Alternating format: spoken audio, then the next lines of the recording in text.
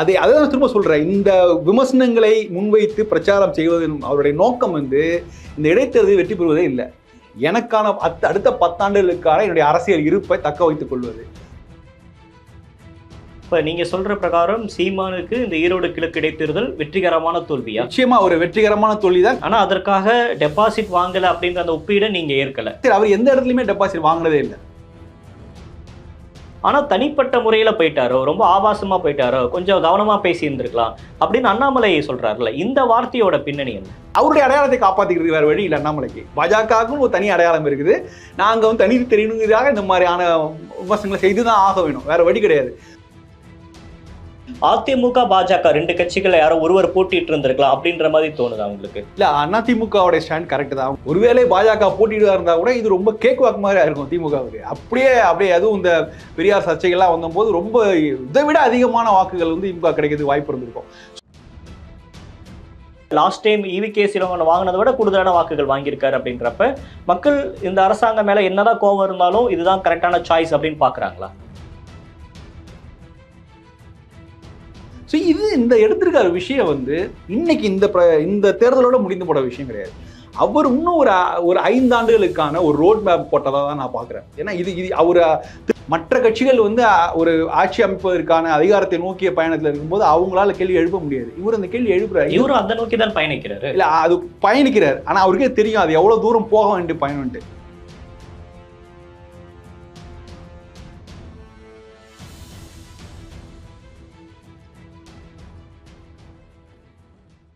டிடிபேட் நேயர்களுக்கு வணக்கம். இன்றைய சிறப்பு நேர்காணலில் நம்மோடு இணைந்திருக்கிறார் அரசியல் விமர்சகர், பத்திரிகையாளர் ராம்கி அவர்கள். சார் வணக்கம். வணக்கம். ஈரோடு கிழக்கு இடைத்தேர்தல் வரக்கூடிய சட்டமன்ற தேர்தலுக்கு 1 வருடம் முன்னாடி நடந்திருக்கக்கூடிய தேர்தல் ரிசல்ட் வந்திருக்கு. திமுக 1,14,439 வாக்குகள்.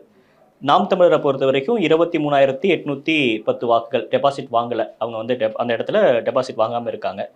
எப்படி பார்க்குறீங்க இந்த தேர்தல் முடிவுகள் சொல்ல வருவது என்ன? திமுக எதிர்பார்த்த வெற்றி தான். அவங்க வந்து 1 லட்சம் ஓட்டு வாங்கி ஜெயிக்கிற மாதிரி அவங்க வந்து எதிர்பார்த்தாங்க. ஒரு 1 லட்சம் ஓட்டு வித்தியாசம்லாம் கூட சொன்னாங்க. பட் எனிவே 1 லட்சம் தாண்டினாலே அது ஒரு பெரிய வெற்றி தான். ஏன்னா கடந்த அந்த தேர்தல் அந்த 2011 அறிமுகப்படுத்தப்பட்ட அந்த தொகுதி அதில் வந்து திமுக முதல் முறையாக போட்டியிட்டுங்கிறது அது ஒரு பெரிய ப்ளஸ்ஸாக நான் பார்க்குறேன். அந்த தொகுதி மக்கள்கிட்ட நான் பேசின வரைக்கும் அவங்க பார்த்தது வந்து அவங்க இது வரைக்கும் தேமுதிகலேருந்து இதே சந்திரகுமார் திமுகலேருந்து போட்டியிட்டு வெற்றி முத்துசாமி வீழ்த்தி இருக்கிறார். ஆமாம். அப்புறம் வந்து அதிமுக பீரியடில் அதிமுக எடுத்திருக்காங்க. அதுக்கப்புறம் வந்து காங்கிரஸ் வசம் போயிட்டு சேர்ந்து இப்போ இந்த 3-4 வருடங்களில் 2-3 தேர்தல் அதில் கொஞ்சம் அவங்களுக்கு ஒரு செழிப்பு எல்லாம் இருந்தது. பட்டு திமுக பக்கம் வரும்போது இப்போ ஒரு ஆண்டுகள் தான் அவருக்கு டைம் இருக்குது. ஸோ 1 ஆண்டுகளில் சரி போடுவோமே அப்படிங்கிற மாதிரி ஒரு திமுக வசம் போகிறதுனால அது ஒரு பாசிட்டிவ் அம்சம். 2வது சந்திரகுமாருக்கு ஒரு மோதியார் சமூக பின்னணி இருக்குது. அவர் ஏற்கனவே நல்லா நல்லா அறிமுகமானவர். தேமுதிகவில் இருந்திருக்கார். அப்புறம் ஆக்சுவலி அதுக்கு முன்னாடியே அதிமுகவில் இருந்திருக்காருன்னு நினைக்கிறேன். அப்புறம் தெரிஞ்சு இப்போ திமுகவில் பயணமாக போன எலெக்ஷனில் கூட ஒரு களப்பணிகள் நிறைய செய்திருக்காரு. அதனால் தொகுதிக்கு நல்ல அறிமுகமான வேட்பாளர். எல்லா விதத்துலேயும் ஒரு பாசிட்டிவான அம்சங்கள். அது பேசிக்காக காங்கிரஸ் தேசிய உணர்வாளர் கொண்ட வாக்கு தொகுதி வேறு அது. ஸோ இதனால் இது எல்லாமே கலந்து ஒரு நல்ல ஒரு பாசிட்டிவ் அம்சம். இந்த எலெக்ஷனை பொறுத்த வரைக்கும் பேசுபொருளாக இருந்தது சீமான் தான். சீமானுக்கு எவ்வளோ ஓட்டு கிடைக்கும் அப்படிங்கிறது தான் பேசுபொருள். இல்லையா? மற்றபடி திமுகவுடைய வெற்றி வந்து ஏற்கனவே உறுதிப்படுத்தப்பட்டது தான்.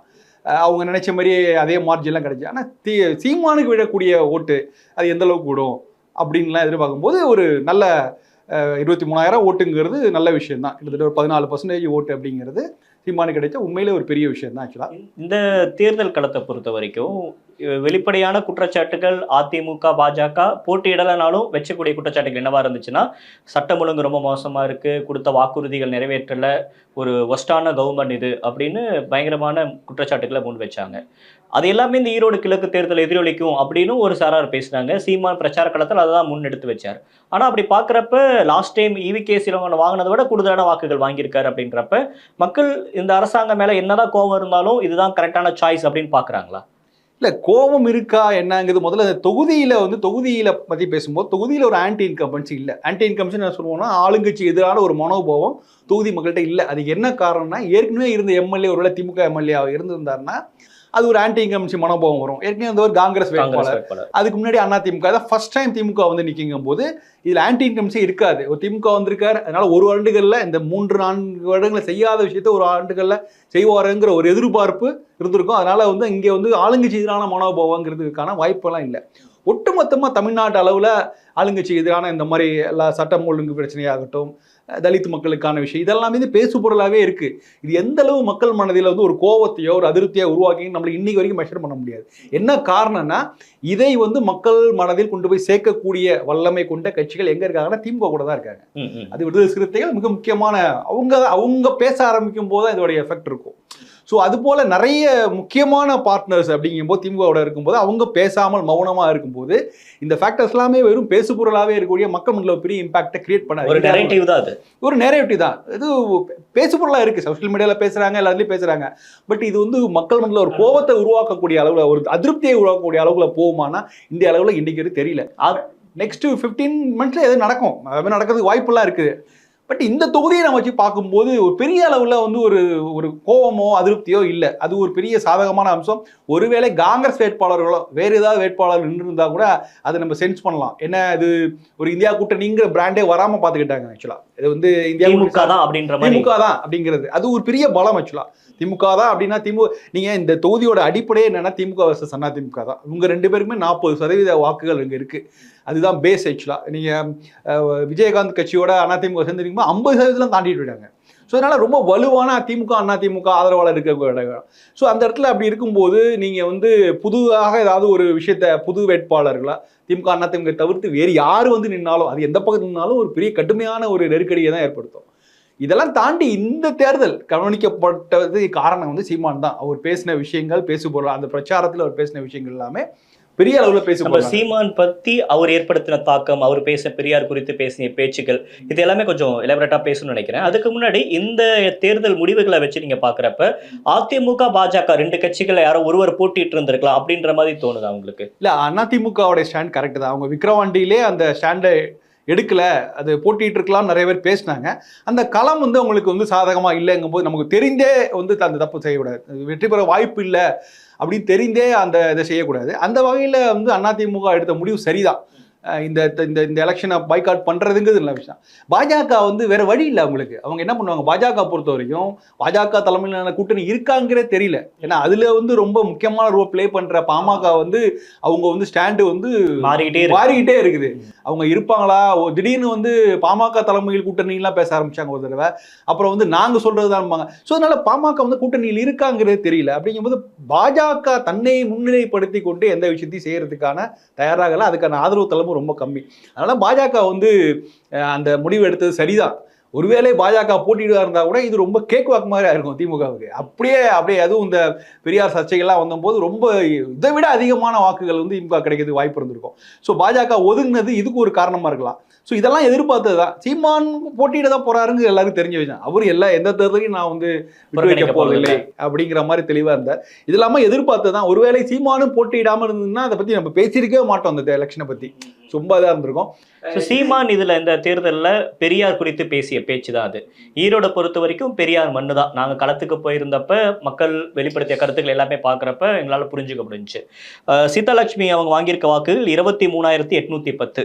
கடந்த தேர்தலில் மேனகா நவநீதன் ஒருத்தர் நின்னாங்க. அவங்க வாங்கின வாக்கு 10,827. இதை கம்பேர் பண்றப்ப, அதாவது 2021 2023 பை எலெக்ஷன் அதை கம்பேர் பண்றப்ப இப்போ அவங்க வந்து 10,000 வாக்குகள் கூடுதலாக வாங்கியிருக்காங்க, 13,000 வாக்குகள் கூடுதலாக வாங்கியிருக்காங்க.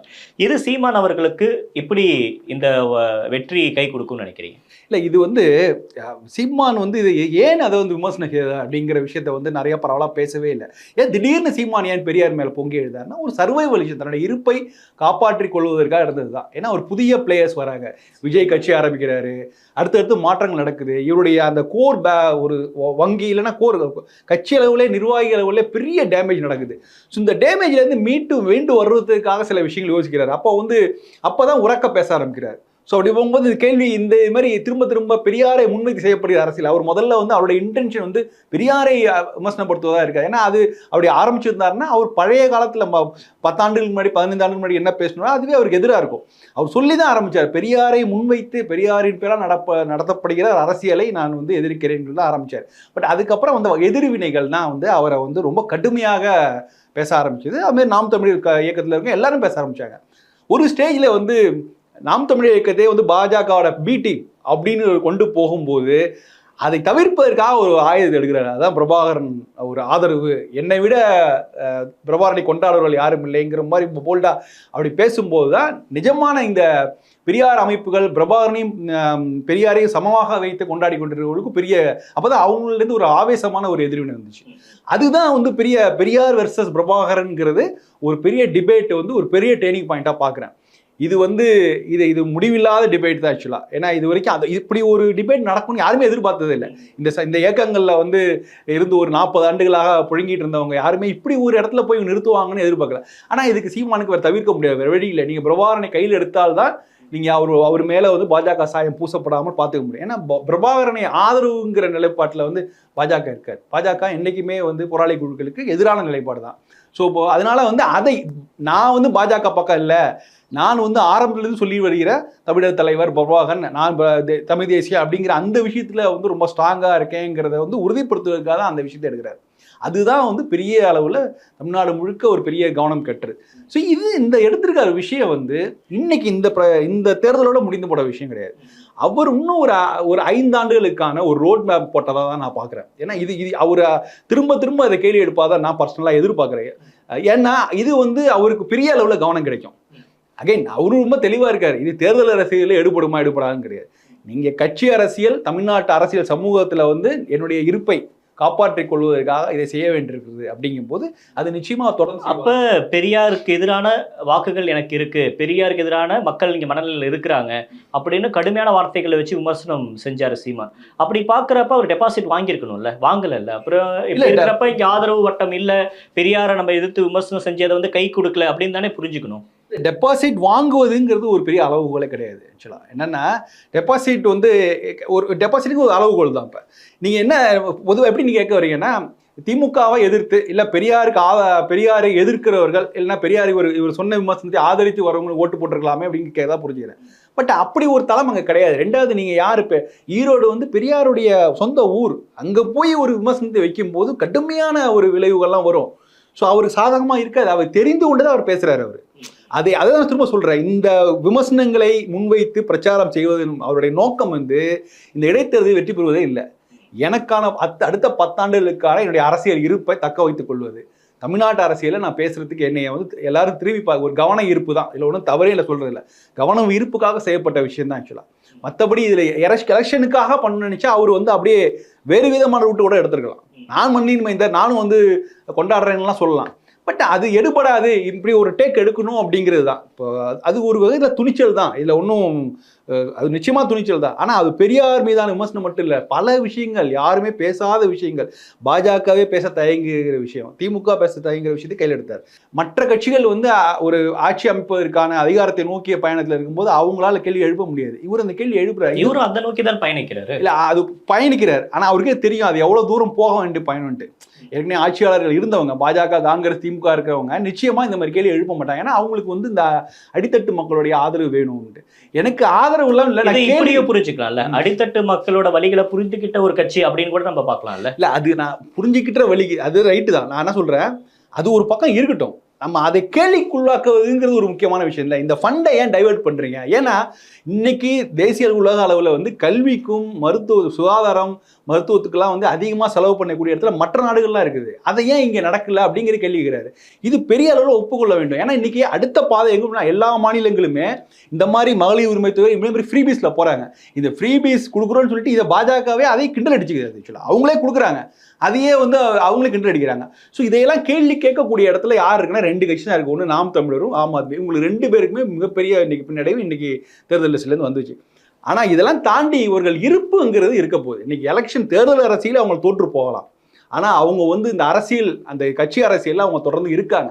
அதற்கு இதெல்லாம் வந்து பேச வேண்டியிருக்குது. அப்ப நீங்க சொல்ற பிரகாரம் சீமானுக்கு இந்த ஈரோடு கிழக்கு இடைத்தேர்தல் வெற்றிகரமான தோல்வியா? நிச்சயமா ஒரு வெற்றிகரமான தோல்வி தான் கட்சி அரசியலை நடத்துவதற்கு. தமிழ்நாட்டில் சீமான் ஒரு தவிர்க்க முடியாதவர் அப்படிங்கிறதை வந்து நிரூபிப்பதற்கு இந்த இடைத்தேர்தல் கண்டிப்பா உதவி இருக்குது. ஆனா அதற்காக டெபாசிட் வாங்கல அப்படின்ற அந்த ஒப்பீடை நீங்க ஏற்கல. இல்ல நிச்சயமா, அதாவது டெபாசிட் அவர் எந்த இடத்துலயுமே டெபாசிட் வாங்கினதே இல்லை.